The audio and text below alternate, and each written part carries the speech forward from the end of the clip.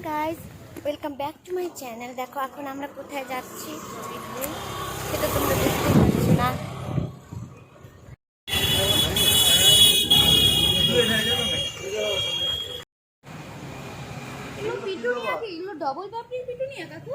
Hi guys, দেখো আমরা এখন চলে এসেছি নার্সারিতে ঘুমাতে, এসে তারপরে নার্সারিতে আসতে হয়। তো দেখো দিদিভাই এখন জিজ্ঞাসা করছে কি কি নিবে ও না নেবে। তো চলো আমরা তোমাদেরকে দেখিয়ে দিই কি কি গাছ আছে। যদিও আমি কোনো নাম তো জানি না, তবুও তোমাদেরকে একটু দেখিয়ে দিচ্ছি। দেখো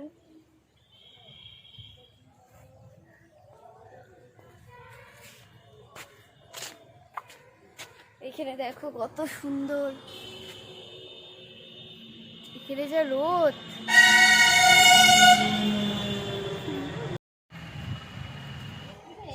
বলতে থাকো,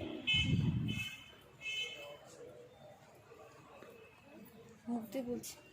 এগুলো হচ্ছে জবা, আমার মনে হচ্ছে এগুলো কি জবা বলে এটাকে, দেশি জবা সব। এই দেখো কত আম গাছ।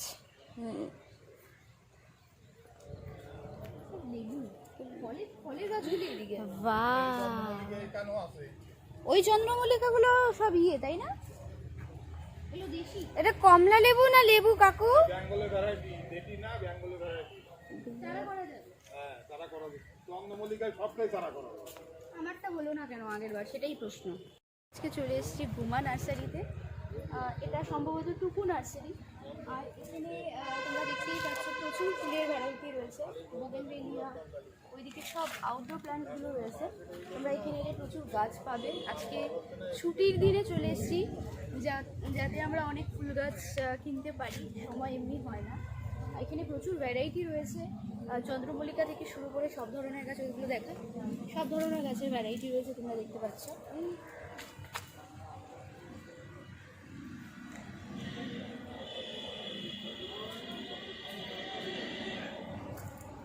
এই গাছের ফুলগুলো একটু দেখিয়ে দিই, কি সুন্দর। ওয়াও, নাম কিন্তু আমি জানি না। তো দেখো, আর একটু সবার আগে বলো, দেখো আমাকে কি ভালো যেন লাগছে দেখ।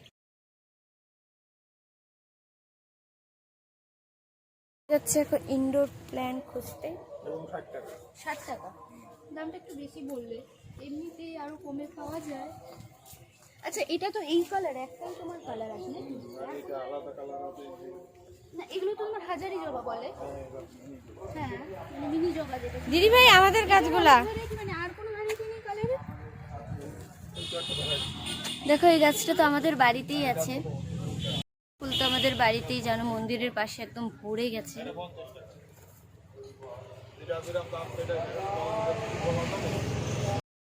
আগা আগা দেখতে ইনডোর প্ল্যান্টের ভ্যারাইটি এখানে খুবই সুন্দর দেখতে পাচ্ছি। সব জল দেওয়া হচ্ছে। ওখানে সিঙ্গোনিয়ামের দাম কত ছিল বললি? 60 টাকা করে সিঙ্গোনিয়াম। হ্যাঁ, এটা মস্টিক, মস্টিকের মতন। হ্যাঁ, মস্টিক তো, মস্টিকে দেবো না। কাকু, জেটগুলোর দাম কত? জেটগুলো 40 টাকা। আচ্ছা, এগুলো তো জাসি না বলো নাকি? বলে জেট, কি সুন্দর লাগছে। আচ্ছা, তো একটা লাকি ব্যাম্বু নিয়ে নিলাম, একটু কম কম করে রেখো বাবু, বুঝে রাখো। রিজনেবল প্রাইসে তোমরা সবাই গাছগুলো পেয়ে যাবে। এগুলো সব ইনডোর প্ল্যান্টস রয়েছে, যেগুলো মোটামুটি 40-50 থেকে স্টার্ট হয়েছে। যেমন এই লাকি ব্যাম্বুটা আমি নিয়েছি, এটা ওই 50 টাকা দাম বললো, দেখি বার্গেনিং করে সেটা কততে আনা যায়।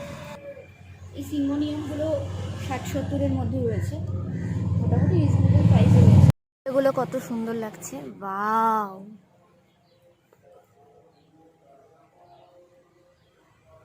কোনো চন্দ্রমল্লিকা দেখা যাচ্ছে আমাকে বিভিন্ন অনেক ধরনের চন্দ্রমল্লিকা এখানে আছে। আমি একটা ভ্যারাইটি নেব যেটা শুধুমাত্র সামনের বছর চারা করার জন্য।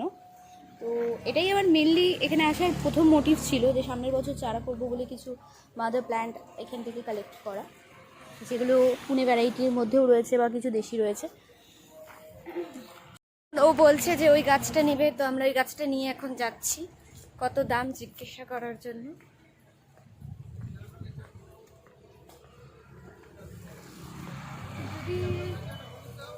গাছটা নিবে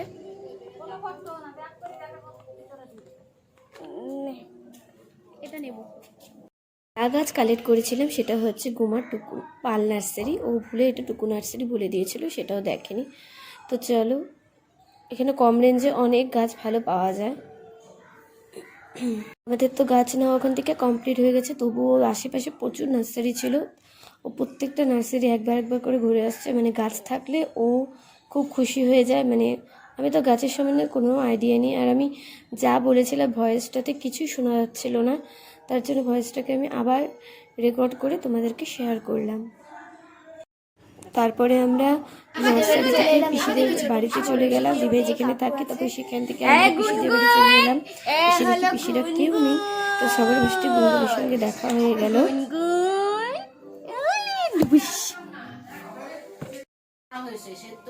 এতটাই কষ যে না এমনি খাইতে ভালো লাগতেছে।